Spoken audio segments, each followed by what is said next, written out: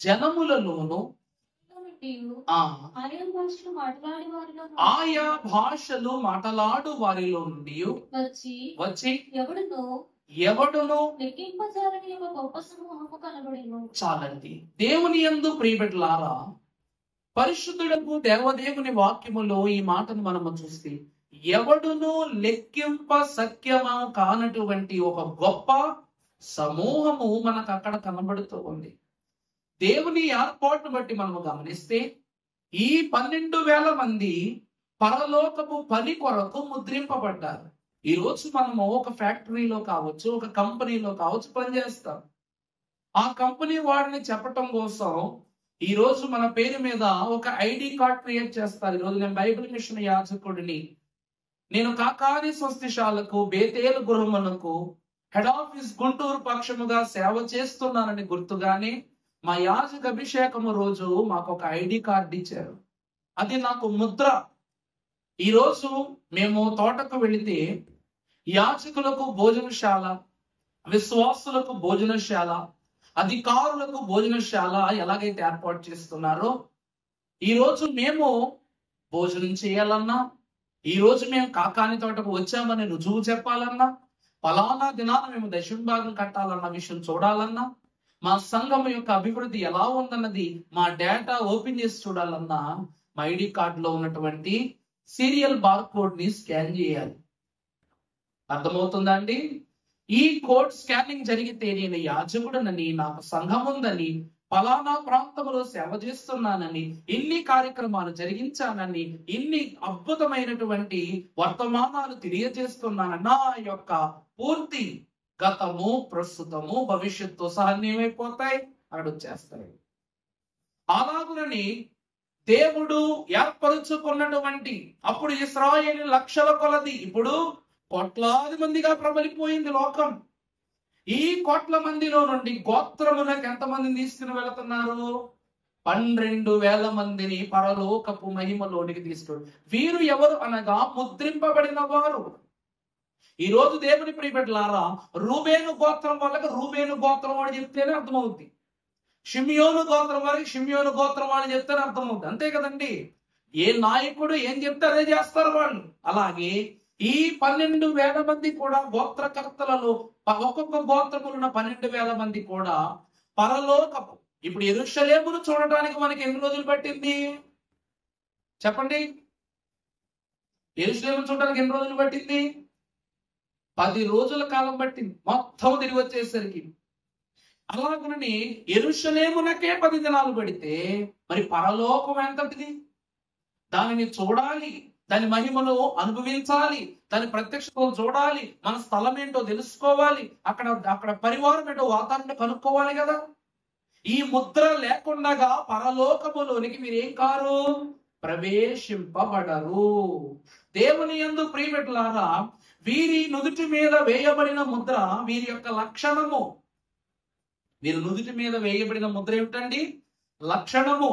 వీరే పరలోకపు మహిమలోనికి తొలిగా ప్రవేశించి, దూత అనుమతి చేత, దేవుని ఆజ్ఞ చేత ప్రవేశించి, పరలోకపు ముక్తిత్వమును, మూర్తిత్వమును వారు కనుగొని వస్తారట. అప్పుడు దేవుడు ఏం చేస్తారు? ఎవరును లెక్కింపలేని జన సమూహమును అన్ని భాషలలో నుండి దేవుడు ఏం చేస్తారు? వెలికి తీస్తారు. ఈ రోజు 12,000 మంది మాత్రమే ఇశ్రాయేలులకు వెళితే, దేవుడైన యెహోవా తన కుమారుని ద్వారా పలికించిన వాక్యం, ఒక గొర్రె అయినను తప్పిపోవుట నాకు ఇష్టము కాదు.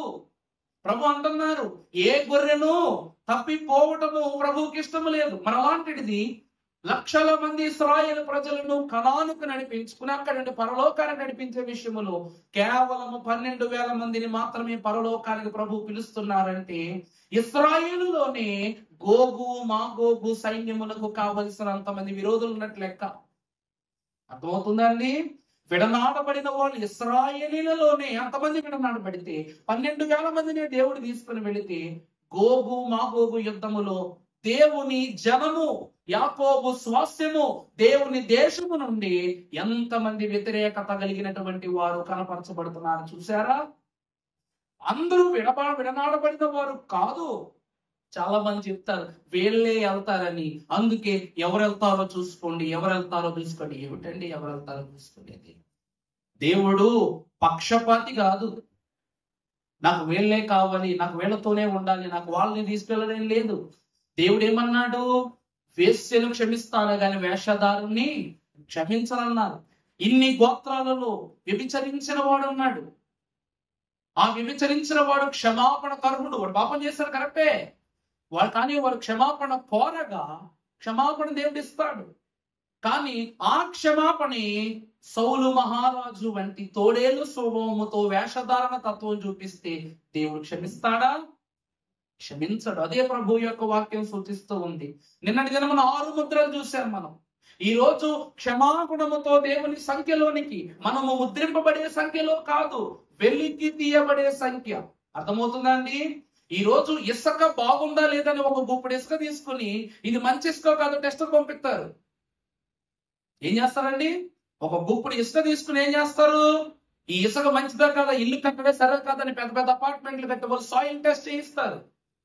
ఇప్పుడు మనం ఇల్లు కట్టుకుంటాం, మనము ఒక స్టేర్ లేదా 2 స్టేర్లు కట్టుకుంటాం. మన వరకు మామూలుగా భూమి సరిపోదు. మన అపార్ట్మెంట్లు అంటే పునాది బలంగా ఉండాలి, లోతు ఎక్కువ తవ్వాలి, ఫౌండేషన్ పడాలి. కాబట్టి నేల కట్టిదైతే నిర్మాణము కూడా పట్టుగా ఉంటుంది. కాబట్టి ఆ నేలను టెస్టింగ్ చేయిస్తారు, soil test, soil erosion test అంటారు. అలాగే మన రైతులైన వారు ఏం చేస్తారు? ఈ భూమి వ్యవసాయములకు పనికొస్తుందా లేదా అని చెప్పటం గాను ఆ భూమిని వ్యవసాయ భూమిగా ఇవ్వాల వద్దని ప్రభుత్వం టెస్ట్ చేసి అప్పుడు అప్పగించేస్తారు. దేవుని ప్రియబిడ్డలు అలాగునని పరలోకపు సంఖ్యలో, పరలోకపు ఆశీర్వాదంలో ప్రవేశించబోవారు కూడా ఈ ప్రాముఖ్యమైన ముద్రలు గలవారు. వీరికి వాక్యమనే ముద్ర, ఆత్మనే ముద్ర, అలా పరిశుద్ధతనే ముద్ర, గ్రంథములో ప్రవేశించగలిగే పేరు అనే ముద్ర. ఇలాగున దేవదేవుడు 12 ముద్రలు వీరికి ఏర్పాటు చేశారు. అందులో మనము చూసినట్లయితే 6 ముద్రల గురించి మనం మాట్లాడుకున్నాం నిన్న. అవేమిటంటే నిత్య జీవపు ముద్ర, అనగా ఆహారము, దేవుని ఆహారాన్ని భుజించేటువంటి ముద్ర. ముద్ర వేయబడిన ఆహారాన్ని భుజించేవారు మొదటి వరుస. రెండవ వారు చూస్తే మనకు దేవుడు ఇస్తూ ఉన్నటువంటి ముద్ర. ఇదిగో ఈ రోజు నువ్వు నా వాడవు. ప్రభు ఏమంటున్నారండి? ప్రభు ఏమంటున్నారు? మీరు నా వారు, నా రక్తము చేత కొనబడిన వారు, శుద్ధి చేయబడిన వారు, నా తండ్రికి ప్రతిష్ఠితులుగా నిలబెట్టుకున్న వారని ప్రభు అంటున్నారు. ఇక 3వది చూసినట్లయితే వాక్యమనే ముద్ర. ఈరోజు ప్రతి ఒక్కరు దేవుని ధర్మశాస్త్రమును దివారాత్రములు ధ్యానించే వాడే ధన్యుడు, వాడి దేవుని రాజ్యమునకు వారసుడు కాగలడు. ఇక 4వది చూసినట్లయితే శ్రమల ముద్ర. ప్రభు అంటూ ఉన్నారు. అపవాది ఏమంటారు? ప్రభు ప్రకటన గ్రంథంలో అంటారు ఒక మాట, ఇదిగో మిమ్మల్ని శోధించున్నట్లు మీ శోధకుడు విరోధి అయినటువంటి అపవాది మీకు 10 దినముల శ్రమ కలిగిస్తాడు, ఆఖరి కడవరకు మీరు నమ్మకముగా యుండుడి, మీకు నేను జీవ కిరీటాన్ని ఇస్తానన్నారు. ఇది శ్రమలు అనే ముద్ర. శ్రమల యందే సంతోషించుము అనేటువంటి మాట వస్తూ ఉంది మనకు. ఇలా 4 ముద్ర. 5వ ముద్ర చూసినట్లయితే సంచి, ఆత్మ సంచి అనేటువంటి ముద్ర. నీ దోషాలను, నీ శోధనలు, అనగా నీ ఆత్మ ఏమై ఉన్నదంటే సంచయి ఉంది. ఈరోజు నీ కారుకు పెట్రోలే ఆధారం, అర్థమైందా అండి? అలాగే నీ దేహమునకు నీ ఆత్మే ఆధారం, విశ్వాసికి ప్రభువే ఆధారం, ప్రభువు ద్వారా సంఘమునకు పరలోకమే ఆధారం. ఇన్ని ఆధారాలు మనకు ఉంటేనే మనము దేవుని బిడ్డలము అని చెప్పబడటానికి ముద్రయే ఆధారం. నేను స్టూడెంట్ అని చెప్పాలనుకోండి, పలానా స్కూల్ వాడిని అని చెప్పాలనుకోండి, నీకు మొట్టమొదట డ్రెస్ కోడ్ ఉండాలి. నీ యూనిఫామ్ కరెక్ట్ గా ఉంటే ఓ ఇతను మన కాలేజీ వాడే, లేక మన స్కూల్ వాడే అని చెప్పబడుతుంది. అలాగనే పరలోకమునందు కూడా దేవదేవుడు నీకు ఏమిస్తూ ఉన్నాడంటే, ఇది ఆత్మ లేనివాడు నా వాడు కాదు. ఈ ఆత్మ దేవుడు మనకిస్తూ ఉన్న ముద్ర. ఇక 6వది చూసినట్లయితే యోబు గ్రంథం 37వ అధ్యాయం 7వ వచనం ప్రభు ఏం తెలియజేస్తున్నాడు? మర్చిపో మా మాట.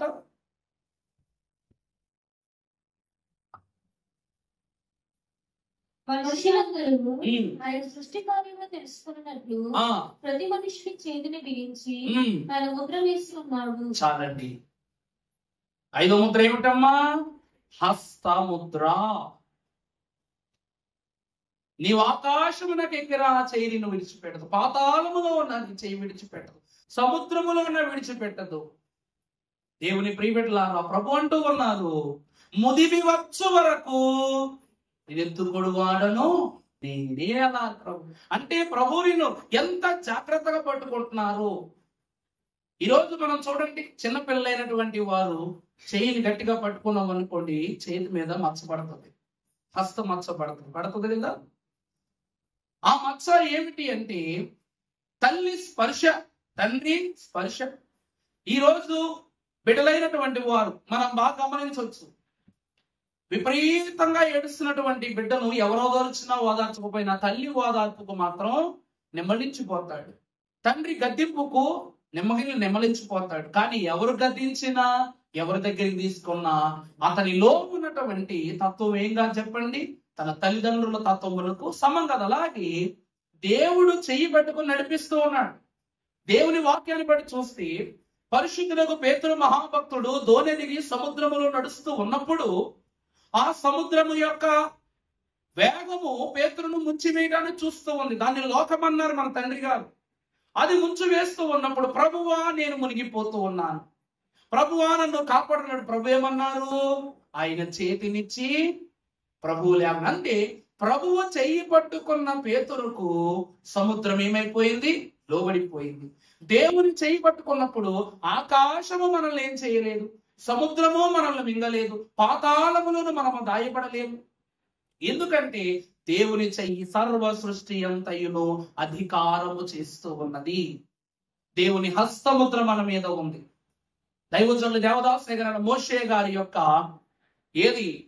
మోషే కాలములో ఐగుప్తు మీద పడినటువంటి తెగుళ్ళలో ఇశ్రాయేలు ప్రజల యొక్క గుడారముల మీదకు కనీసము ఒక ఈగరాల, ఒక కప్పరాల, ఒక అగ్ని జ్వాలరాల, ఒక మంచుగడ్డ పడలా. ఎందుకంటే గొర్రె పిల్ల రక్తమును తీసి వారు వారి గుమ్మములకు అద్దగా, చూసారా, రక్తపు హస్తముద్ర.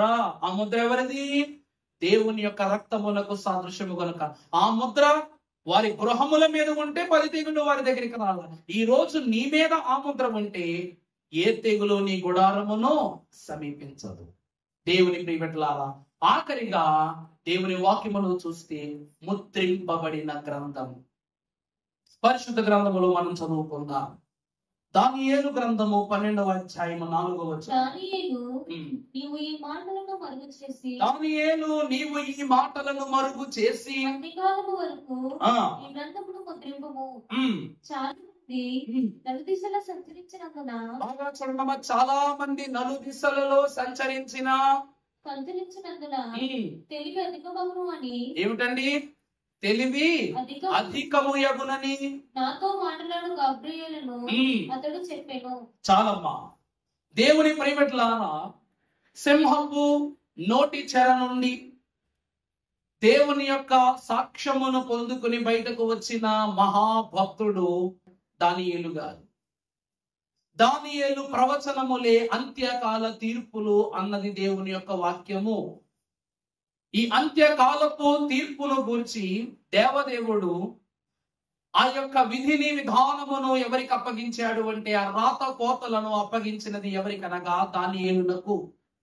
రాసిన దానియేలునకు సైతము దేవుడు తన నాలుకకు అడ్డుకట్ట వేసేశాడట. అంత్యకాలము వరకు ఈ వ్రాత వ్రాయబడును, ఈ వ్రాతలు నెరవేర్చబడును. 9వ వచనంలో చూచినప్పుడు వాటి అంత్యకాలము వరకు రాయబడిన ఈ సంగతులు మరుగుగా నుండుటకు ముద్రింపబడినవి గనుక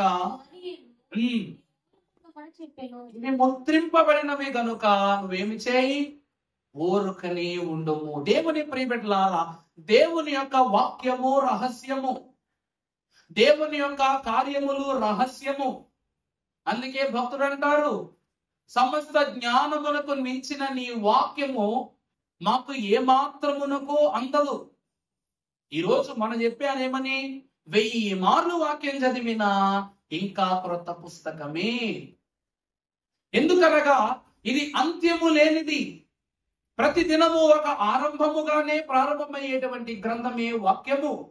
దానియేలు గారు వ్రాయటమైతే వ్రాయగలిగారు గాని ఆ ముద్ర యొక్క సూచన గాని ఆ అంత్యకాల తీర్పు యొక్క వివరములు గాని తన నోటికి స్పష్టత లేని రీతిగా దేవదేవుడు ఆ గ్రంథమునకు దానియేలు యొక్క నోటికి వేసేసారట, ముద్ర వేసేసారు. అందుకే ముద్రించకయే భద్రము చేయు. ముద్ర వేయగానే దేవుడు ఏం చేశారు? ఆ పుస్తకాన్ని భద్రం చేసేసారు. అందువలన దానియేలు మహాభక్తుడు తన నోటి ద్వారా ఈ గ్రంథ వివరాన్ని ఉచ్చరించాడు. అలాగునని ఆ గ్రంథమును విప్పుటకు సమర్థుడు ఎవరు అనగా 12 గోత్రములలో యూదా గోత్ర సింహమైన యేసుక్రీస్తు ప్రభువు. దేవుని ప్రియబిడ్డలారా, నీవు దేవుని గ్రంథములో వ్రాయబడాలి అంటే ఈ గ్రంథములో నువ్వు బట్టి నువ్వు నడవాలి. అర్థమవుతుందండి? అప్పుడు మీకు ఒక వివరం చెప్పా. దేవుడు 6వ రోజున మానవుడిని చేశాడు. బైబిలులో ఉన్న 66 పుస్తకాలని అనుసరించమన్నాడు. వాటిని అనుసరిస్తే 666 ముద్ర నీ దగ్గరకు రాదన్నాడు. అంటే 6వ రోజు పుట్టిన మానవుడు 66 పుస్తకములు గల బైబిల్ అనుసరించి 666ని అపవాది ముద్రని ఏం చేయాలి చెప్పండి? సుదూరపరచాలి, దుంపనాశనము చేసేయాలి. దేవుని ప్రియబిడ్డల ప్రభు అంటూ ఉన్నారు, ఈ ముద్ర ఏమై ఉన్నది అనగా అపవాది ముద్రను నీ మీదకు రాకుండగా, హానిగా రాకుండగా ఆపేది అయి ఉన్నది. ఆ ముద్రలను విప్పుటకు సమర్థుడు ఎవరు అనగా యేసుక్రీస్తు ప్రభువే. పరిశుద్ధ గ్రంథములో దేవుని వాక్యమును మనము చూచినట్లయితే హగ్గయి గ్రంథము 2వ అధ్యాయము 33వ వచనమును మనము చదువుకున్నట్లయితే, నా సేవకుడవును జెరుబాబేలు నేను నిన్ను ఏర్పరచుకొని ఉన్నాను గనుక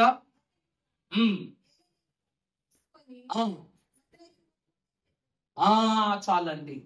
దేవుని యందు ప్రియబిడ్డలారా, దేవుని పాత నిబంధన కాలములో ఒక రాజ శాసనాన్ని అమలు చేయాలంటే రాజులైన వారి యొక్క ఉంగరపు ముద్రను తీసుకుని దాని మీద స్టాంప్ వేసేవారు. ఈరోజు స్కూల్ వాళ్ళొక స్టాంపు, కాలేజీ వాళ్ళొక స్టాంపు, ప్రభుత్వం వాళ్ళొక స్టాంపు, బ్యాంకు వాళ్ళొక స్టాంపు, అంతెందుకు మన బైబిల్ మిషన్ వారు కూడా ఒక స్టాంప్ యాడ్ మెయింటైన్ చేస్తున్నారు. అంటే అది ముద్ర. ఇది మాది, ఇది మా గౌరవము, ఇది మా విలువ, ఇది మా అధికారం అని చెప్పబడటానికే ముద్ర. దేవుని ప్రియబిడ్డలారా, యేసుక్రీస్తు ప్రభు వారు తన ప్రియయాజకుడిగా ప్రారంభము నుండి ఏర్పాటు చేసుకున్నటువంటి అహరోను గారి యొక్క నుదుటి మీద ఒక శాసనము కలిగినటువంటి అంకురము ఉందట. దాని మీద ఏమని వ్రాయబడి ముద్రించబడి ఉందంటే యెహోవా పరిశుద్ధుడు. ఏమిటండి? అహరోను యొక్క దేహము మీద ఉన్నటువంటి యాజక వస్త్రములలో ఉరీమును తుమీమును తన యొక్క ఛాతి అనగా తన యొక్క న్యాయ విధాన పథకములో వాడు ఉంచాడు. ఒకటి వెలుగును గూర్చనగా దేవుడిచ్చే సమాధానాన్ని తెలియజేస్తుంది. రెండవది దేవుని ఎదుట నోరు తెరిచి ఫలానా ప్రశ్న లేకపోతే వివరము ప్రభు యొద్దను అడగటానికి అధికారము ఈ ఉరీము తుమీము. అందువలన మనము చూసినట్లయితే ఈ 2 జబలల మీద ఈ యొక్క ఇశ్రాయేలు గోత్రముల పేర్లు కనబడ్డాయి. అలాగునని ఇతని యొక్క శిరస్రాణము మీద ఉంచబడినటువంటి ఈ యొక్క బంగారపు రేకు మీద ఏమని వ్రాయబడిందంటే యెహోవా పరిశుద్ధుడు. ఎస్తేరు కాలములో మొర్దుకాయిని ఇశ్రాయేలు జనమును హతము చేయుటకు హామాను చేసినటువంటి పాపము ఏమిటి అంటే రాజు యొక్క శాసనమును అతడు రాయించి రాజ ఉంగరముతో దానిని ముద్ర వేయించాడు. యేసుక్రీస్తు ప్రభునందు ప్రియబిడ్డలారా, ఆ తరువాతి కాలములో ఎస్తేరు యొక్క ఉపవాస దీక్షను బట్టి ఇశ్రాయేలు కాపాడబడగా ఆ ఉంగరపు శాసనపు ముద్రను ఈ రాజు ఏం చేశాడు? తీసేశాడు. కానీ ప్రభువు యొక్క రాజముద్రిక అటువంటిది కాదు. యేసుక్రీస్తు ప్రభు వారి కుడి పార్శ్వము మీద వ్రాయబడి ఉన్న ఒక ముద్ర ఏమిటి? రాజులకు రాజు, ప్రభువులకు ప్రభువు. అలాగునని బైబిలు మిషను అను ఉంగరమునకు సంఘము అను రాయిని అద్ది దేవుడు పరలోకపు మహిమలోనికి తీసుకుని వెళుతూ ఉన్నారట. ఇదే ఉంగరపు ముద్ర. ఏమిటండి ఇది? ఉంగరపు ముద్ర. ఎస్తేరు కాలములో ఇశ్రాయేలీయుల నశింపు కొరకు హామాను చేసిన దుష్క్రియ ఉంగరపు ముద్ర. అలాగునని దేవుని శాసనముగా, దేవుని నియమిత సంఘముగా పరలోకమున ప్రవేశించు మనము కూడా ఉంగరము అయి ఉన్నాము. అందులో ఉన్న రాయి సంఘము, అదే ముద్ర. ఈ రోజు పరలోకములు ప్రభు అంటున్నారు, పెండ్లి విందునందు వధువు పీఠముని చెంతనందు. చెంత అనగా ఎక్కడనగా ముద్రింపబడిన ప్రభువు యొక్క కుడి పార్శ్వము మీద మనము కూర్చున్నామంటే ఆ ముద్ర మనకు వచ్చినట్లా కాదా? మీరే చెప్పాలమ్మా. ముద్రింపబడిన కుడి పార్శ్వము మీద సంఘము కూర్చొనగా రాజులకు రాజు, ప్రభువులకు ప్రభు అయిన దేవదేవుని యొక్క అధికారం అనే ముద్ర, ఆయుధారం అనే ముద్ర, రక్షణ ముద్ర, సంఘము నాది అని చెప్పబడే ముద్ర దేవుడు అనుగిస్తూ ఉన్నాడు. ఇది ఉంగరము యొక్క ముద్ర. అలా తర్వాత మనము చూసినట్లయితే మత్తయి సువార్త 27వ అధ్యాయము 66వ వచనము, వారు వెళ్ళి రాతికి ముద్ర వేసి సమాధిని భద్రము చేసిరి. చాలమ్మా. యేసు క్రీస్తు ప్రభువునందు దేవుని ప్రియబిడ్డలారా, ఈరోజు కడబూర మ్రోగగా మృతులైన వారు మొదట లేతురు. చాలా బాగుంది. ఇక్కడ మృతి అనేటువంటి మాట వాడబడుతూ ఉంది. ప్రభువునందు మృతి పొందు మృతులు ధన్యులు. అలా మృతి పొందిన వారు ప్రభు యొక్క పిలుపునకు ఆసక్తి పరులై ఆయన మాటకు చెవియొగ్గిన వారు మాత్రమే లేస్తారు. బాగా గమనించండి. ఈరోజు సమాధిలో ఉన్న వారు అందరూ లేస్తారని దేవుని వాక్యం చెప్పట్లా. ప్రభువునందు మృతి పొందిన మృతులే ధన్యులు. వారు మాత్రమే పిలుపునకు ఏమవుతారట? సమాధుల నుండి లేచి వస్తారట. యేసు క్రీస్తు ప్రభువునందు ప్రియబిడ్డలారా, యేసు క్రీస్తు ప్రభు యొక్క మరణము తరువాత ఆయనను సమాధి చేసి గొలుసులతో ఆ యొక్క ద్వారబంధాన్ని మూసివేసి అక్కడ వారు రోమా ప్రభుత్వం వారి యొక్క రాజ్యముద్రికను ప్రభు యొక్క సమాధి మీద వేసి ఉంచారట. ఈ రోజు నీ సమాధి మీద కూడా దేవుడు అనగా ప్రభు యొక్క పిలుపు లేక ప్రభు యొక్క వాక్కు, నువ్వు ప్రభువునందు ఈరోజు మనే నింపా మీకు. తర్షీషు ప్రాంతంలో ఉన్న ప్రకటన గ్రంథ 7 సంఘాలలో ఒక సంఘములో యోహాను గారి యొక్క సమాధి ఉంది. అది పర్వతము ఎత్తు మీద ఉందట. ఆ పర్వతము ఎత్తు మీద ఉన్న యోహాను సమాధి మీద వ్రాయబడిన వాక్యం ఏమిటో తెలుసా? మనోహర స్థలములలో నాకు పాలు ప్రాప్తించిన శ్రేష్టమైన స్వాస్థ్యము నాకు కలిగినది. దేవుని ప్రియబిడ్డలారా, ఈ రోజు సమాధులు కట్టుకునే వాక్యం ఎందుకు రాయిస్తామో తెలుసా? ఆ వాక్యము దేవునిలో నీ జీవితానికి ముద్ర. అర్థమవుతుందండి? పేరు రాసి, పేరు కంటే మనం ఏం రాసి పెట్టుకుంటాం? వాక్యము రాస్తాం. ఆ వాక్యములో ఉన్నటువంటి ప్రతి కొంతమంది మంచి పోరాటము పోరాడి తిని నా అడుగు కడముట్టించి తినని మా వాట రాసుకుంటారు. కొంతమంది ఏం రాస్తారు? మహోన్నతుని చాటు నివసించు వాడే సర్వశక్తుని నీడను, అంటే ఇక్కడ సర్వశక్తుడైన దేవుని నీడలో అతను విశ్రమిస్తున్నాడు. ఈ అన్ని వాక్యములు వారి జీవన ఫలాలుగా మనము ఎంచి వ్రాసిన కొన్ని ముద్రలు. యేసు క్రీస్తు ప్రభువునకు కూడా వారి సమాధికి కూడా లోకము ముద్ర వేసిందట. ఈ రోజు మన సమాధులకు లోకము ముద్ర వేయట్లేదు. అర్థమవుతుందా అండి? కొంతమంది శిలాఫలకాలు చేయించారు, ఏం చేయరు, పేరు వేసేస్తారు, పెద్ద పేరు ఫోటో వేసేసుకుంటారు. పేరు వేసుకుని ఫోటో వేస్తారు, తప్పన్ను. కానీ అక్కడ దేవుని వాక్యం అనగా నీ పేరుకు ముందు నీ వాక్యము నీ అందేమవ్వాలి, వర్ధిల్లాలి. యేసు క్రీస్తు ప్రభు వారి యొక్క మహిమను లోకమనే ముద్ర ఆపిందట. ఆపగలిగిందా? ఆ ముద్రను దేవుడు ఏం చేశారు? చిన్నాభిన్నము చేసేసారు. తెరవబడింది సమాధి. ప్రభు వెళ్ళిపోయారు. ప్రభువు కూడా నీ సమాధులకు ఏ ముద్ర వేస్తూ ఉన్నారు అంటే రాకడ ముద్ర వేస్తూ ఉన్నారు. అందుకే మృతులైన భక్తులు మొదట, అక్కడ మృతుడు కానీ వారెవరు? భక్తులు. అర్థమవుతుందా అండి? మృతులైన భక్తులు మేలైన సాయము తెలుసునా అన్నారు. పాడుకుంటాం కదా క్రైస్తవ సంఘమ ఘన కార్యము చేయనటువంటి పాటలో, మృతులైన భక్తులు మేలైన సాయము తెలుసునా. వారు నీకు ఏ రీతిగా సాయపడతారు అంటే సూచన. ప్రభు రాకడ వచ్చేసింది. ప్రభు యొక్క స్వాస్థ్యము ఈ భూమి మీద కనపరచబడింది. ఎందుకంటే ఇదిగో ఆధారం.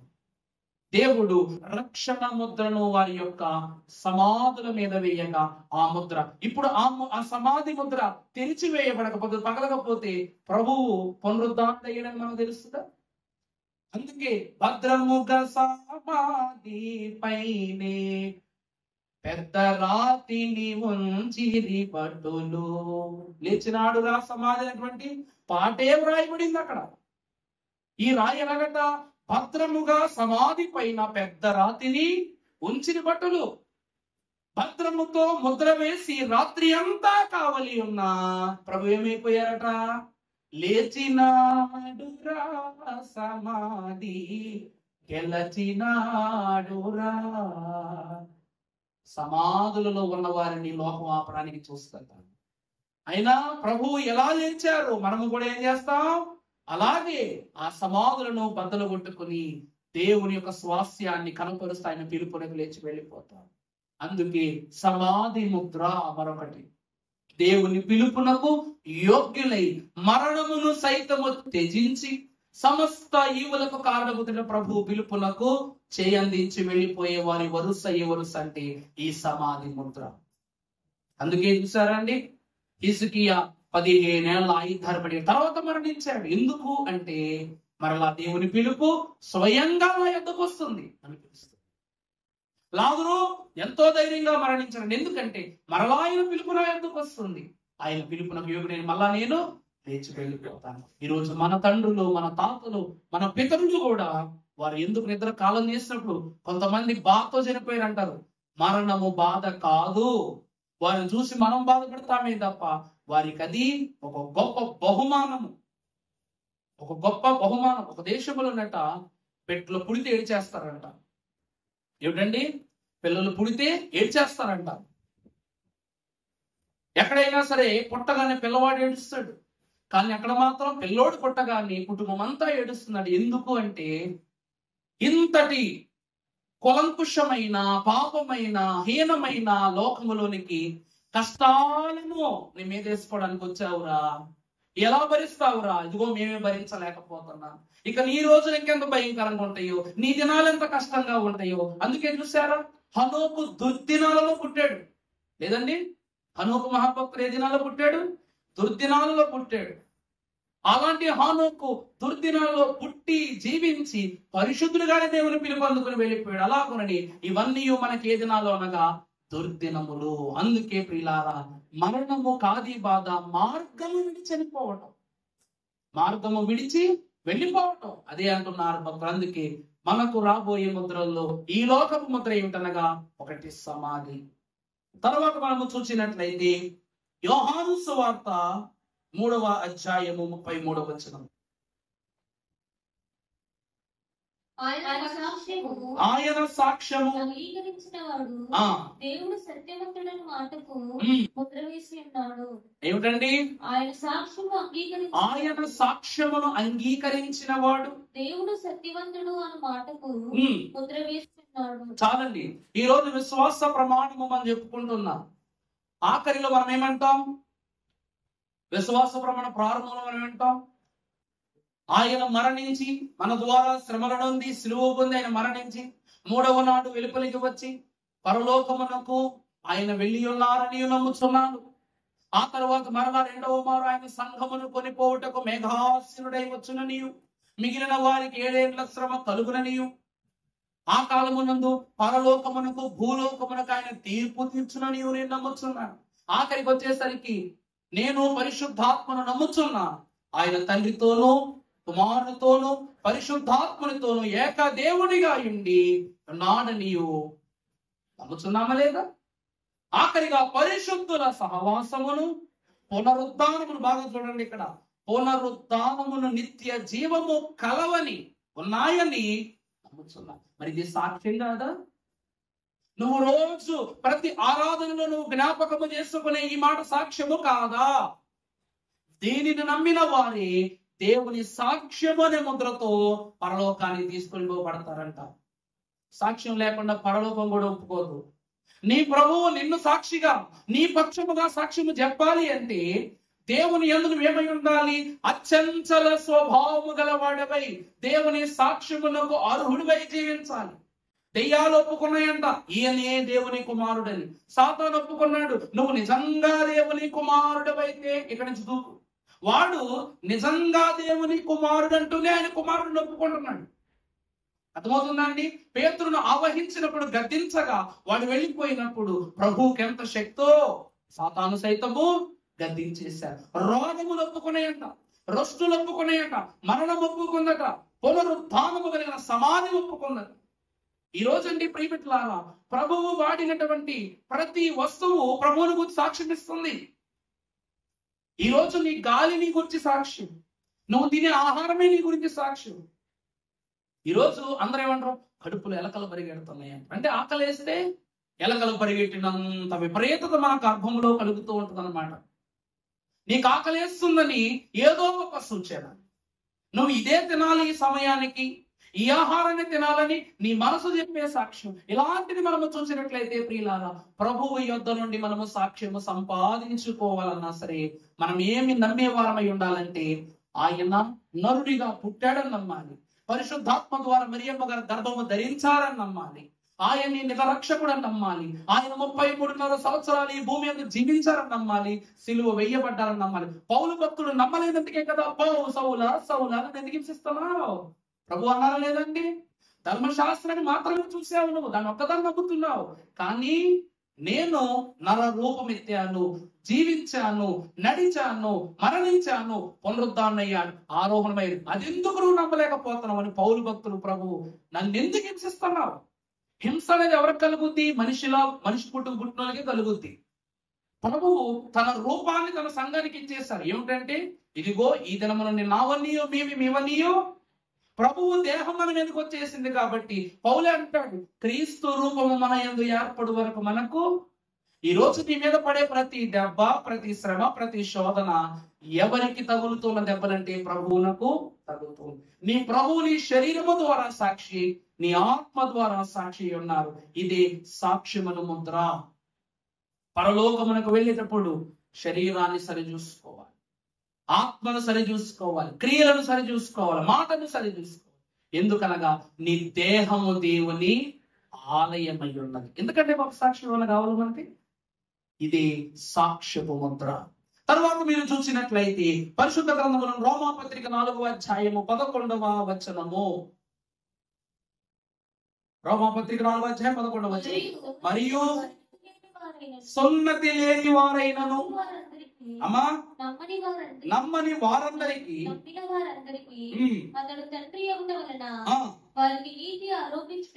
వారికి నీతి ఆరోపించుటకై అతడు సున్నతి పొందక మునుపు తనకు కలిగిన విశ్వాసము వలన నీతికి ముద్రగా సున్నతి అను గుర్తు పొందెను. చాలండి దేవుని ప్రియబిడ్డలారా, ఆ కాలమునందు బాప్తిస్మా క్రమములు లేవు. యోహాను గారి ద్వారా ఈ లోకానికి బాప్తిస్మము జరిగింది. తండ్రి అయిన అబ్రహాము గారు సున్నతి పొందుకున్నవారు, ఇస్సాకు సున్నతి పొందుకున్నవాడు, యాకోబు సున్నతి పొందుకున్నవాడు. వీరందరూ దేవుని బిడ్డలమని చెప్పుటకు గాను వారు క్రియాపూర్వకముగా చూపించిన ఒక అద్భుత సాక్ష్యమే సున్నతి. ఈ నిర్గమాకాండ ధ్యానాలు మనము చూస్తే ఇశ్రాయేలు ప్రజలను ఐగుప్తు నుండి విడుదల చేసి కనానుకు తీసుకుని వెళుతున్నప్పుడు సున్నతి లేని మోషేకు తన భార్య అయినటువంటి మోషే భార్య తన బిడ్డలకు మోషేకు ఏం చేసింది? ఒక పదునైన రాయి తీసుకుని వారిద్దరికి సున్నతి చేసేసింది. ఎందుకంటే యెహోవా ఖడ్గము వారి మీదకు రాకూడదని. ఈరోజు మనం ఎంతమంది సున్నతి చేయించుకుంటున్నాం? ఈ సున్నతి అనే క్రమాన్ని మనం ఎంతమంది ఆచరిస్తున్నాం? దేవుని ప్రియబిడ్డలారా, ప్రభు అంటున్నారు, సున్నతి చేయించుకున్న వారికి సున్నతి చేయించుకుని వారికి కూడా ఆయన తండ్రే. ప్రభు ఎవరంటే చదువమ్మ మాట. మరియు సున్నతి లేని వారైనా నమ్మిన వారందరికీ ఆయన తండ్రి అగుట వలన అతడు సున్నతి పొందక మునుపు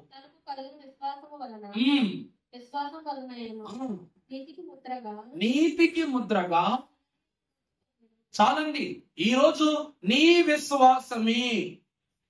అర్థమవుతుందమ్మా? నీ విశ్వాసమే. అబ్రహాము దేవుడు నమ్మెను, అది అతనికి నీతిగా. ఇక్కడ సున్నతి ఏం జరిగింది? అబ్రహాము దేవుణ్ణి నమ్మెను, కరెక్ట్, బాగుంది.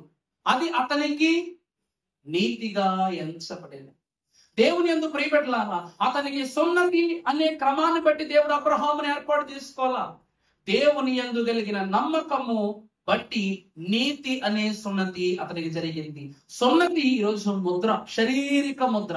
మరి నీతి ఆత్మీయ ముద్ర. నా ఇల్లంతటిలోనూ మోషే నీతిమంతుడు, నమ్మకమైన వాడని ప్రభు అన్నారు. మరి అలాంటి ప్రభువు నీతిమంతుడును నమ్మకమైన వాడైన మోషేను ప్రభువు చంపాలనుకోవటం ఏంటి? సున్నతి లేకపోతే ఆశ్చర్యమా కాదా? అబ్రహామును దేవుడు నమ్మాడు, అబ్రహాము దేవుడిని నమ్మాడు, అది అతని నీతి అయింది. మరి దేవుడే స్వయముగా నా ఇల్లంతటిలో నమ్మకమైన వాడు ఎవరు? మోషే. మరి అతనిని యెహోవా దూతను పంపించి అతనికి సున్నతి లేదని అతను చంపించడం ఏమిటి? దానిని దృష్టిలో ఉంచుకున్నటువంటి తన భార్య అతనికి సున్నతి చేయటం ఏంటి? ప్రభునందు దేవుని ప్రియబిడ్డలారా, మోషే నాయకత్వము చేశాడు, గాని విశ్వాసం ఇంకా అంతంత మాత్రంలోనే ఉంది. మోషే గారి విశ్వాసం ఇంకా అంతంత మాత్రంలోనే ఉంది. అతనికి సున్నతి సంపూర్ణంగా లేదు, విశ్వాసము సంపూర్ణంగా లేదు. విశ్వాసము మార్గములోనే కలిగింది కాబట్టి సున్నతి ప్రారంభములోనే తన భార్య అతనికి చేసి పెట్టింది. ఈ రోజు మనకు సున్నదక్కర్లా. అర్థమవుతుందండి? మనకు కావలసినదల్లా ఏమిటి? క్రీస్తు ప్రభువును అందుకోవాలంటే బాప్తిస్మమే మన రుజువు. అర్థమైందండి? క్రీస్తు నామము దాత్వము స్నాన క్రియ జరుగు సమయంపున క్రీస్తు నామము లేని క్రియలన్నీ వ్యర్థంబే, వాస్తవంబే ప్రభువునకు జన్మ వారసులము. మనం ఏ వారసులం అవుతాం? బాప్తిసాన్ని బట్టి జన్మతః నువ్వు వారసులు అవుతూ ఉన్నాం. నీతి, బాప్తిస్మం అంటే ఏమిటంట? నీతి. పాపాన్ని విడిచిపెట్టి యోహాను గారు అంటారు, ఇదిగో దొంగవారైనా, దోషులైనా, మరణ శిక్షలు విధించబడిన వారైనా, హీనులైన, చెడు చేసిన వారైనా, రోగిష్ఠులైన ఎవరైనా సరే దేవుని నమ్మిరండి. దేవుడు మీకేమిస్తారు? రక్షణ ఇస్తారు. దేవుడు మీకేమిస్తారమ్మా? రక్షణ ఇస్తారు. అంటే ఈ క్షణము వరకు మీరు చేసిన ప్రతి దోషము నేను తుడిచేస్తాను. ప్రభువులో జన్మించినది మొదలుకొని, అనగా బాప్తిస్మైనది మొదలుకొని ఆయన పిలుపునందుకుని ఆయన రాకడలో ప్రవేశించు వరకు ఇప్పటి నుండి మీ దోషములు, మీ శ్రమలు, మీ శిక్ష బాధ్యత ఎవరిది? ఎవరిది? ప్రభువుదు. అందుకే అంటాడు, అంతటి శ్రమను, అంతటి శోధన అనుభవించబోయే ప్రభువు యొక్క చెప్పులు మోయటకు కూడా నేనేం గాను యోగ్యుడను కానంటాడు యోహాను గారు. ఎందుకంటే మీ పాపాలు లోకం ద్వారా కడగటానికి నేను వచ్చినోడిని కాదు. ఈ రోజు ఇది ఒక సూచన, ఉదాహరణగా నేను చూపిస్తున్నాను, కానీ మీకు నిజమైన బాప్తిస్మము ఆయన ఇస్తారు. అందుకే ప్రియులారా, ఇది ఏ ముద్ర అయి ఉన్నదంటే నీతి అన్న ముద్ర. బాప్తిస్మం ఏ ముద్ర అండి? అందుకే ప్రభువు నీతి సూర్యుడు అంటూ ఉన్నారు. ఈరోజు మొక్కని ఇంట్లో పెట్టుకుని నీళ్లు పోసుకుంటే మొక్క బతకదు.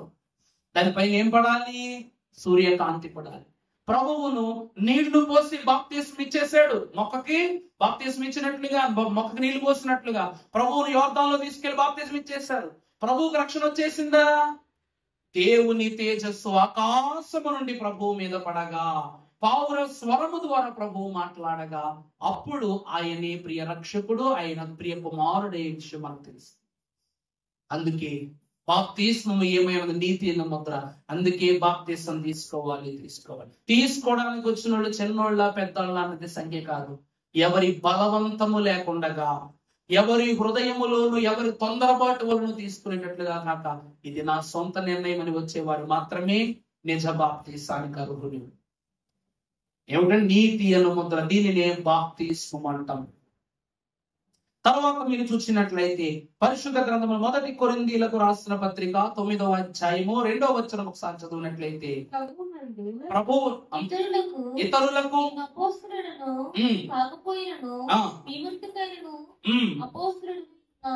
దేవుని ప్రియబిడ్డలారా, అపోస్తులుడైన పౌలు భక్తుడు, ఇతరులకు నేను అపోస్తులుడను కాను, కానీ మీ మట్టుకైనా నేనేమై ఉన్నాను. కారణం నా అపోస్తల తత్వమును ముద్రగా ఉన్నవారు మీరే చాలమ్మా. దేవుని ప్రియబిడ్డలారా, వాక్యమంతటిలోనూ అపోస్తలుడు ఎవరు అంటే 12 మంది శిష్యులే. కానీ ఎవరిని వాళ్ళ అపోస్తలుని పిలవరు వాక్యములో. పలానా పేతురు గారు, పలానా ఫిలిప్పు గారు, పలానా ఇంకెవరు. ఈ 11 మందిని చెప్తాను. ఈ 11 మందిని, ఈ 12 మందిని, ప్రభు యొక్క శిష్యులైన 12 మందిని మనం అపోస్తలుగా ఎంచం. కానీ పౌలు గారికి ఏమన్నారు తెలుసా?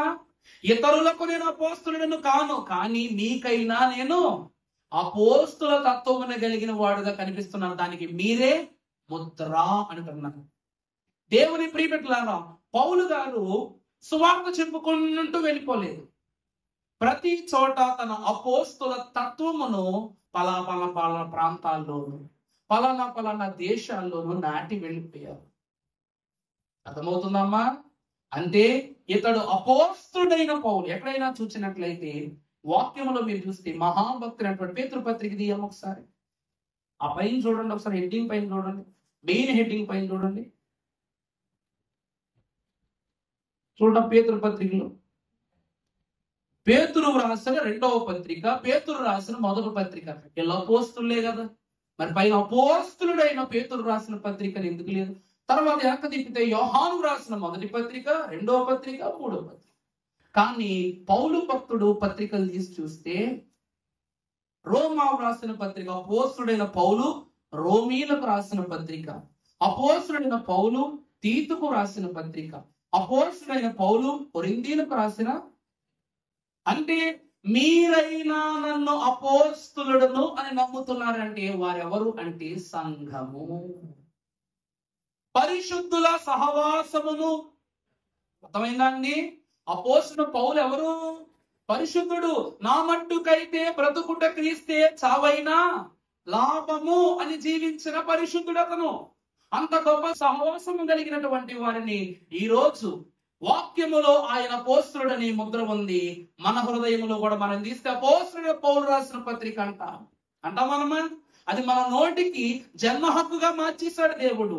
అంటే వారి వారి క్రియ చొప్పున వారి వారి విలువలను మనము గుర్తించాలి.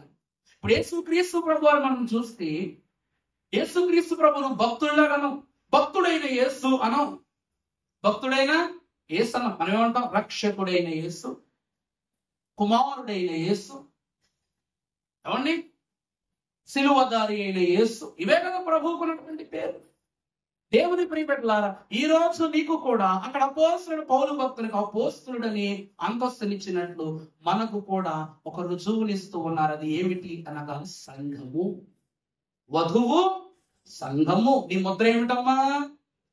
వధువు వరుడు ఒకటే గనుక వినేదను చున్నది. వరుడు వధువు ఇద్దరేమై ఉన్నారు? ఒకటే. అందువలన ఇద్దరికి ఏమి లేదట, విరివి లేదు, వ్యత్యాసము లేదు. ఆయన పరిశుద్ధుడు, సంఘము పరిశుద్ధమే. ఈ రోజు నువ్వు ఎవరి ముంగిట నీ యొక్క గౌరవాన్ని రుజువు చేసుకునే అవసరము లేదు. అందుకే ప్రియులారా, ప్రభు అపోస్తలుడు పౌలు భక్తుడు ఏమని రాయిస్తున్నారంటే ముద్ర, సంఘమనే ముద్ర, పరిశుద్ధులను సంఘమనే ముద్ర ద్వారా కనుగొనుతారు. ఈ రోజు 1,00,000 మంది సంఘం ఉన్నటువంటి పాదిరి గొప్పడు కాదు. లక్షణంగా ఉన్న 10 మంది కొరకు ప్రార్థన చేసేవారే.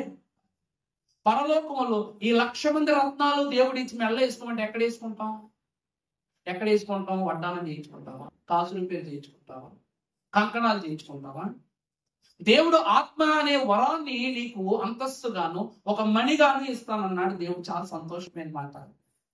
కానీ అంతమందికి బోధ చేసిన పేతురుకే 3,000 మంది సంఘం. అందులో మార్పు చెందిన వాళ్ళు ఎంతమంది? మరి ఆది అపోస్తుల సంఘ నాయకుడును ప్రధాన యాజకుడైనటువంటి పేతురుగా సంఘం ఎంతమంది?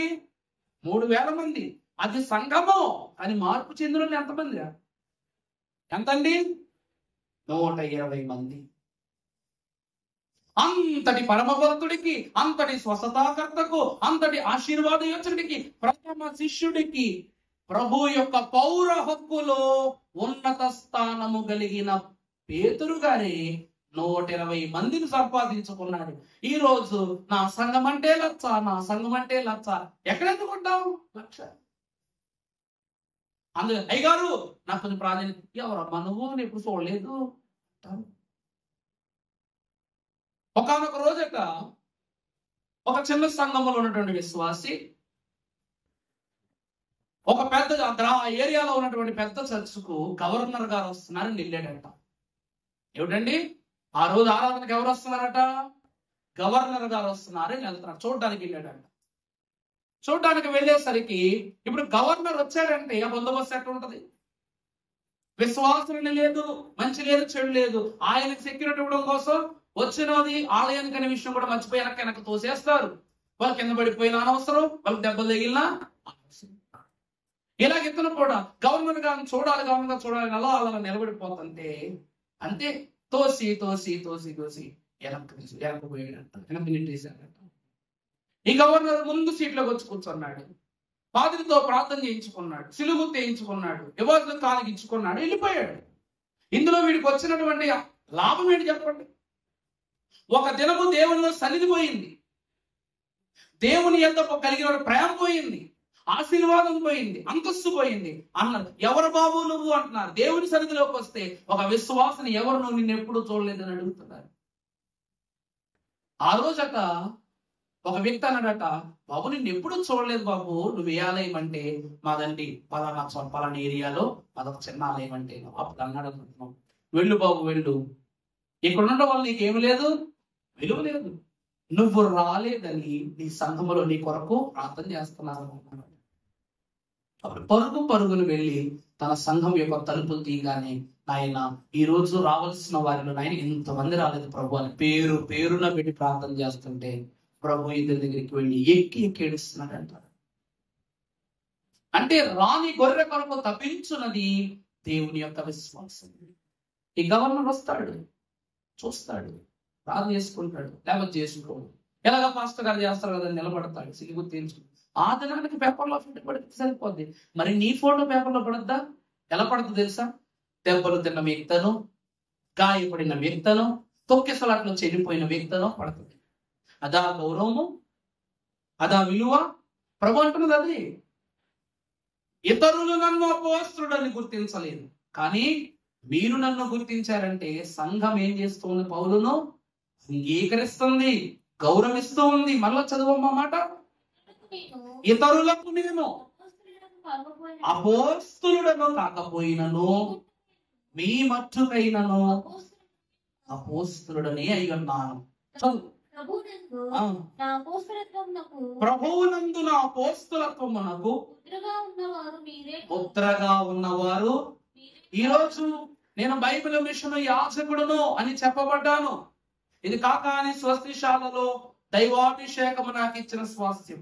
కానీ అధికారులు మన అధినాయకులు ఏమని అడుగుతారు తెలుసా? మొట్టమొదటి మాట, మీకెంతమంది సంఘం, నువ్వెన్ని ఆత్మలను నీ సంఘములో నిలువబెట్టుకున్నావు అని అడిగారు.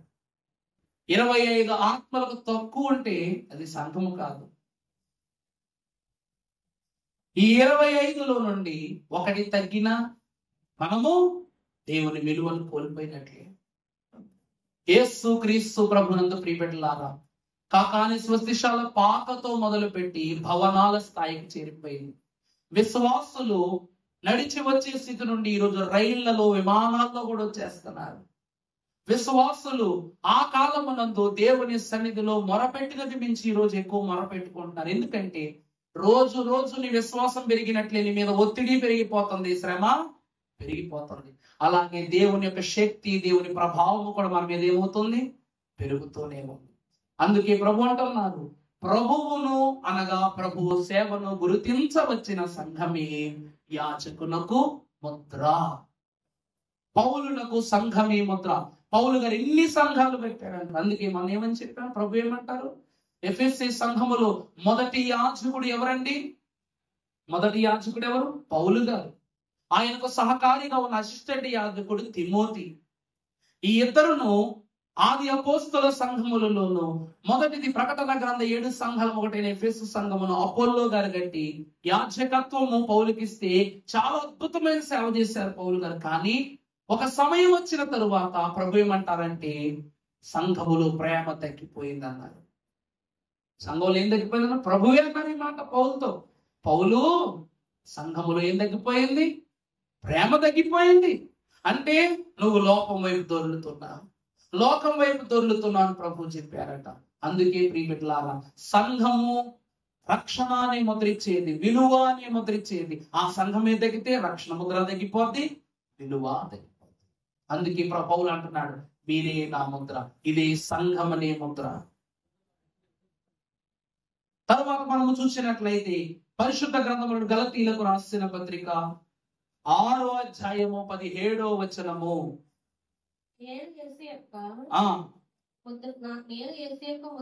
నేను యేసు యొక్క ముద్రలు నా శరీరమునందు ధరించి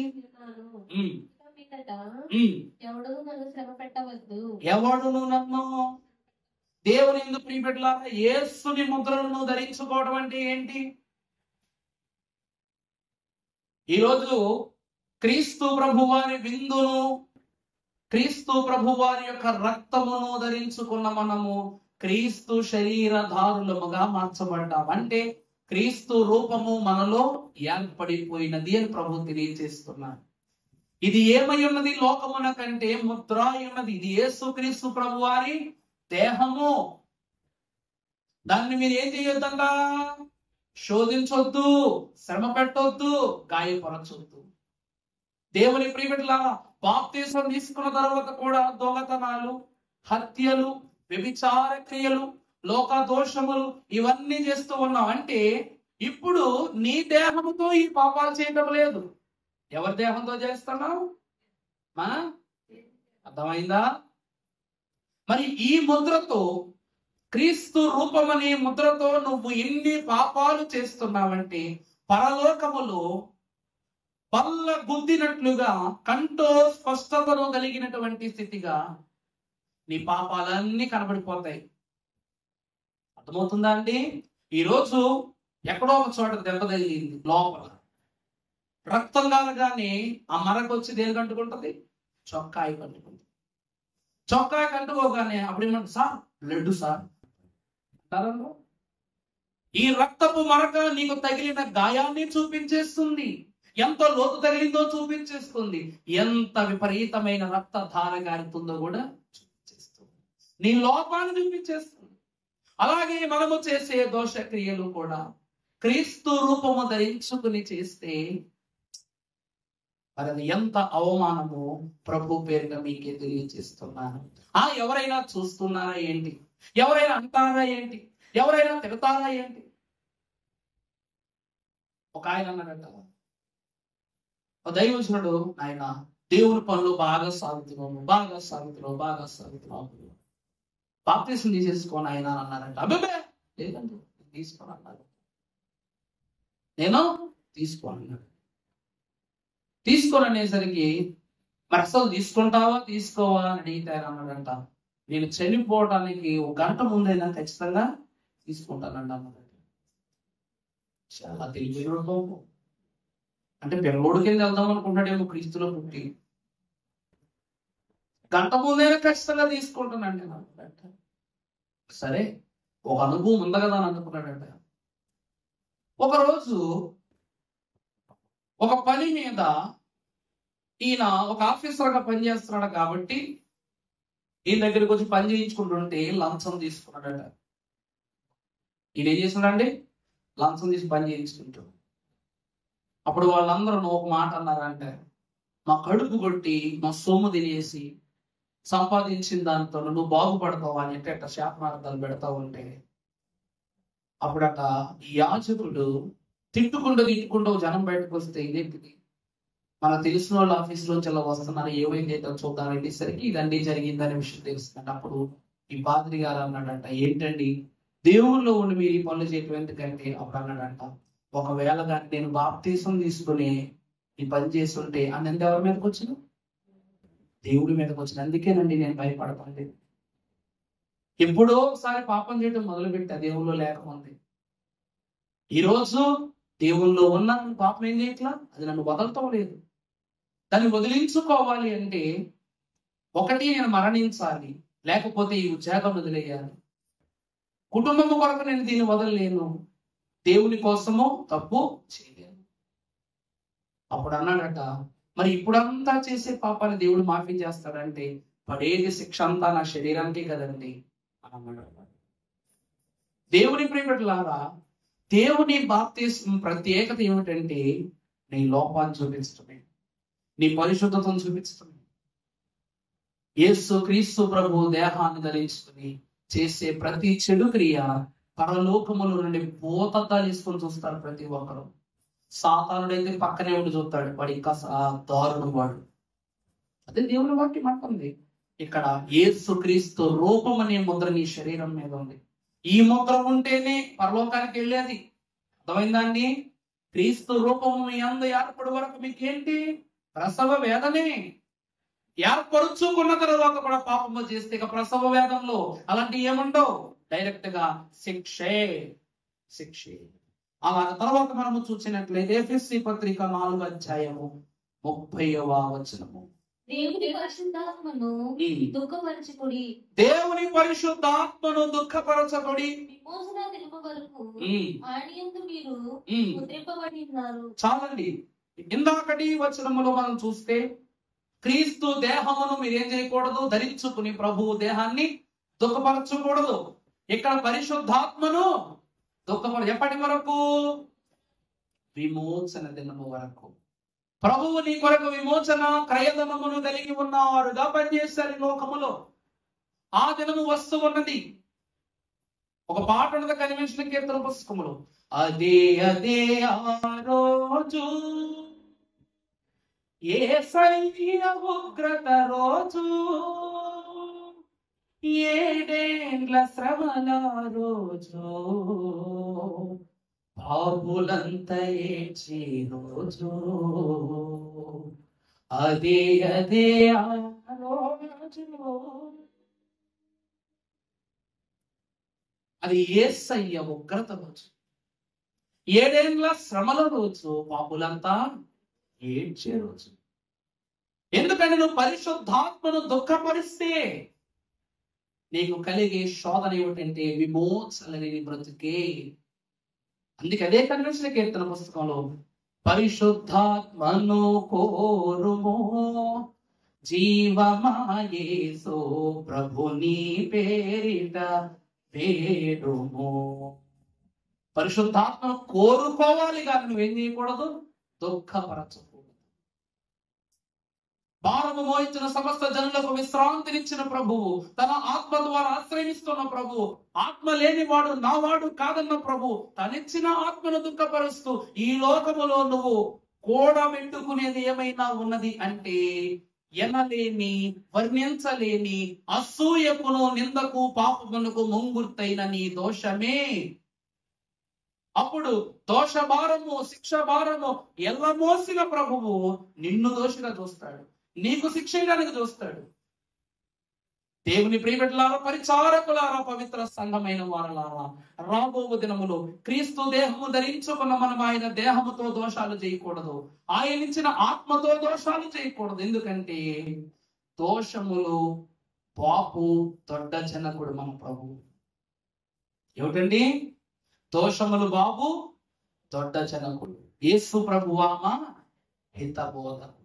దేవుడు తన రూపాన్ని ఎందుకు ఇస్తున్నాడంటే, రాయి తప్పు, నువ్వు చూసే చూపు తప్పు, నువ్వు చేసే పని తప్పు, నువ్వు నడిచే నడక తప్పు, నువ్వు వివరించే వివరము తప్పు, నీ ఆజ్ఞ తప్పు, నీ అంతస్తు తప్పు, అన్ని తప్పే. మరి ఎన్ని తప్పులు చెప్పిన దేవుడు అటు వెళ్ళవద్దు ఇటు వెళ్ళవని చెప్పడా? అది చెయ్యొద్దని చేయమని చెప్పరా? అది చూడొద్దని చూడమని చెప్పరా? ప్రభు ఏమై ఉన్నారు? మన పాదములకు వెలుగు త్రోవకు, పాదములకు దీపము త్రోవకు అది ఆయనే. ఆది యందు వాక్యం ఉండెను, వాక్యము దేవుని యందు ఉండెను, వాక్యమే దేవుడై ఉండెను. ఆదిలో ఉన్న వాక్యము, దేవుని యొద్ద ఉన్న వాక్యము, నరుడైన వాక్యము, నీ యొద్దకు వచ్చిన వాక్యము, తన రూపాన్ని నీకిచ్చిన వాక్యము, తన ఆత్మను నీకిచ్చిన వాక్యము, నిన్ను నడిపిస్తున్న వాక్యము. ఇది నిన్ను హెచ్చరించేది, గద్దించేది, రక్షించేది, బ్రతికించేది. విమోచన ముద్రిది ఏమిటంటండి? పరిశుద్ధాత్మ ఏమై ఉన్నదంటే విమోచన ముద్ర. ఈ పరిశుద్ధాత్మ అబ్రహాముకు జ్ఞానం ఇచ్చింది, ఇస్సాకుకు జ్ఞానం ఇచ్చింది, యాకోబుకు జ్ఞానం ఇచ్చింది, 12 గోత్రాలకు జ్ఞానం ఇచ్చింది, మోషేకు జ్ఞానం ఇచ్చింది, సంఘమైన మనకు జ్ఞానం ఇచ్చింది, కుమారుడైన యేసు క్రీస్తు ప్రభు కూడా 40 రోజులు జ్ఞానం ఇచ్చింది. అపోస్తలుడైన పౌలుకు 14.5 సంవత్సరాలు జ్ఞానం ఇస్తూ ఉంది. అరణ్యములో జ్ఞానాన్ని అనుగ్రహిస్తున్నది. దానిని దుఃఖపరిచే విధానముగా మనకు చేస్తే ప్రియులారా, దేవుడు క్షమిస్తాడో లేదో నాకు తెలియదు, కానీ చెయ్యి మాత్రం ఖచ్చితంగా వదిలేస్తాడు. దేవుడు చెయ్యి వదిలేస్తే ఎంత బాగుంటుందో మనకు బాగా తెలుసు. అది మామూలు బాగు కాదు. లోకమా లోకమా లోకమా అని తప్పించేపోయేవాడికి శోకమా శోకమా శోకమా నన్ను వదిలేమి నీ పాదాలు పట్టి అరిచిన నీ వైపు దేవుడు చూడు. అందుకే ప్రియులారా, ఇన్ని ముద్రలు సరిపోయిందా? మరలా మీరు చూసినట్లయితే ఓంగరం అనే ముద్ర, ఆ ముద్ర రాజులకు రాజు ప్రభువులకు ప్రభు అయిన ప్రభువు యొక్క ముద్ర. ఆయన కుడి పార్శ్వముల ముద్ర మీద ఆసీనులము కావు మనకు దేవుడిచ్చే ముద్ర. ఈ ముద్ర అంతస్తు గల వారే పరలోకానికి వెళ్ళగలరు. ఆ తర్వాత చూస్తే సమాధి ముద్ర. దేవుని పిలుపును అందుకుని లోక పిలుపును త్యజించి ప్రభువు పిలుపునకు సమాధి మరణం అనే ముద్రను తెంచుకుని వెళ్ళిపోయేదే ఈ సమాధి ముద్ర. ఇక మూడవదిగా చూసినప్పుడు సాక్ష్యపు ముద్ర. పరలోకపు దేవుని యొక్క సాక్ష్యము, పరిశుద్ధుల సహవాసాన్ని, పునరుద్ధానాన్ని, నిత్య జీవమును నమ్మే వారముగా ఉంటేనే మనకేమిస్తాడు దేవుడు? సాక్ష్యాన్ని ఇస్తాడు. సాక్ష్యము లేనటువంటి సూక్ష్మ ప్రార్థన నెరవేరదు. అందుకే పాటలోనే రాస్తారు, సాక్ష్యం ఇచ్చేదా మన స్వామి యేసు దేవుని యందు సాక్ష్యం ఇచ్చేదా. దేవుని ప్రియమిట్లారా, 4వది సాక్ష్యపు ముద్ర. 5వది చూసినట్లయితే నీతి అనే ముద్ర. యేసు క్రీస్తు ప్రభు వారు ఏమంటూ ఉన్నారు, పౌలు గారు ఏమంటున్నారంటే, నేను అపోస్తలులను కాదని లోకం నమ్ముతుందేమో కానీ సంఘమైన మీరు నమ్ముతున్నారు, అదే నాకు పెద్ద ముద్ర. నీతి అనగా సంఘము. సూర్యుండై నట్టి యేసు శుభగుణములు అద్దును. నీతి సూర్యుల ప్రభు యొక్క లక్ష్యం సంఘమునకు అద్దినే కాబట్టి వారే పౌలు గుర్చంటూ నీతి అను సాక్ష్యాన్ని ప్రభు మనకిస్తూ ఉన్నారు. ఆ రీతిగా తర్వాత చూసినట్లయితే 6వది యేసుని ముద్ర. ఆయన రూపము మన యందు ఏర్పాటు చేయబడుట, ఆయన రూపమును ధరించుకొనుట. ఆ తర్వాత చూస్తే పరిశుద్ధాత్మ ముద్ర. ఆఖరిగా చూస్తే తిమోతికి రాసిన రెండవ తిమోతికి రాసిన పత్రిక 2వ అధ్యాయము 19వ వచనం చదువుకుందాము. అయినను బాగా చూడండి, అయినను దేవుని యొక్క స్థిరమైన పునాది నిలకడగా. ప్రభునందు ప్రియమిట్లారా, పునాది అనే మాట మనం ఎన్నిసార్లు నేర్చుకున్నామో. ఆ బండ క్రీస్తే. ఈ పునాది ఎవరై ఉన్నారు? ఆ క్రీస్తు అనేటువంటి పునాది స్థిరముగా ఉన్నది. తరువాత అనుదినము ఒప్పుకొని ప్రతి వాడును దుర్నీతి నుండి తొలగిపోవలెను. దానికి ఇదే ఆఖరి ముద్ర అండి. అర్థమైందా? ప్రభువు నీకు ఇన్ని ముద్రలు ఇచ్చారు. యేసును పునాది పైన సంఘముగా నిలవబడి ఉన్న నీకు ఆయన వెలుగు, ఆయన శక్తి, జ్ఞానము, పరిశుద్ధత, జీవము, స్వతంత్రత, సర్వవ్యాపకత్వమైన నీ లక్షణాలు, ఇన్నేసి పరిశుద్ధమైన వివరాలు ఇచ్చిన ప్రభువు వీటన్నిటిని బట్టి క్రీస్తువును పునాది మీద నీకు ముద్ర వేసి, ఎలాగైతే భక్తుడైనటువంటి యాకోబు గారు రాహేలు సమాధి మీద స్తంభమును ఉంచి నా భార్య యొక్క స్వాస్థ్యానికి సూచన చెప్పాడు. పాపము చేస్తే వెనుదిరిగి చూస్తే ఉప్పు స్తంభం అయిపోతామని చెప్పటానికి లోతు బారిన దేవుడు ఎలా సూచనగా పెట్టాడు?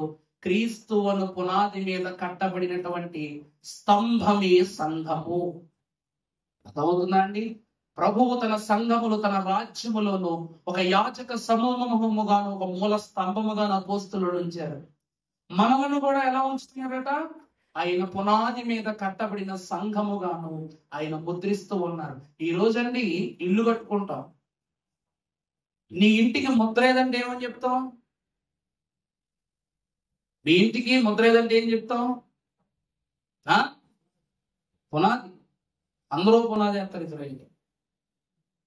ఈరోజు ఈ ఇల్లు నాదని చెప్పాలంటే మీరు ఏమిటండి వాడతారు? కాగితాలే కదా. అంటే మీ ఇల్లు కాగితాలు లేవా? ఇంకేసేస్తాను కోర్టులో. చెప్పండి, పట్టాలే కదండి.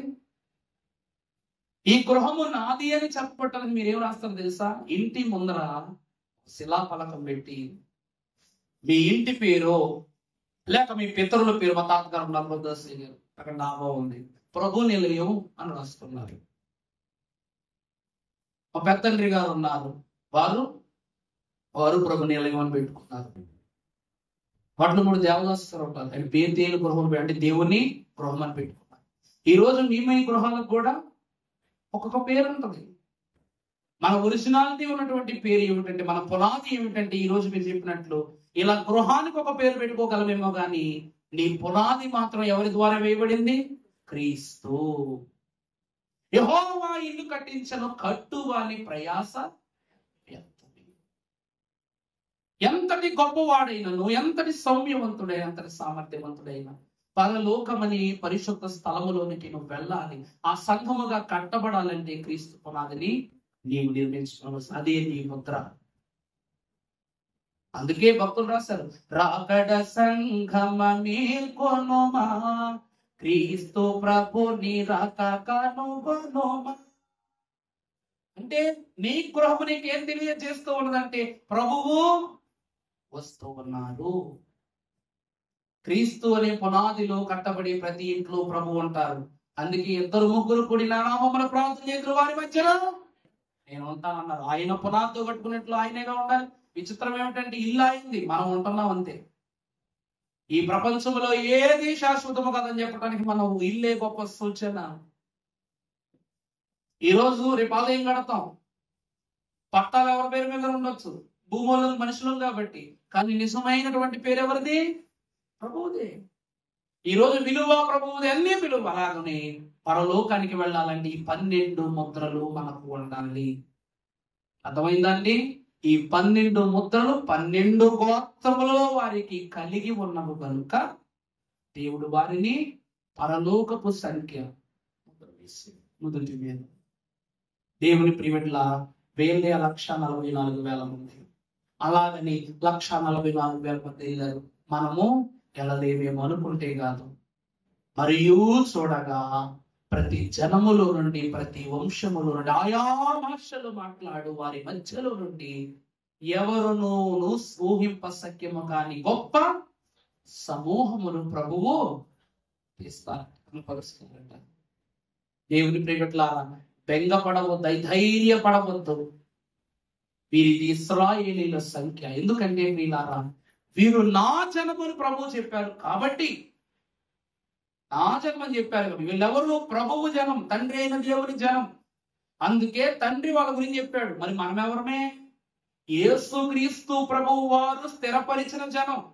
మన గురించి ఎవరు మాట్లాడతారు? ప్రభువే మాట్లాడతారు. ఎందుకు అన్నట్టు ఆయన రూపమును, ఆయన తత్వమును, ఆయన ఆలోచన ధరించుకున్న వారు మనం కనుక మనలను ప్రభువే చూసుకుంటారు, ప్రభువే స్థిరపరుస్తారు కనుక లెక్కింపబడిన 1,44,000 మంది సంఖ్యలో ఈ 12 ముద్రల్లో ఉన్న వివరాన్ని మనకు తెలియజేసిన ప్రభువే ఈ 12 ముద్రలతో కూడిన పరిశుద్ధ లక్షణాలను మనకు ప్రభు ముద్రించి వేసి మనలను ఎవరును హింపశక్యము కానీ పరిశుద్ధ జనముగా ప్రభు తయారు చేయునుగాక. ఆమేన్.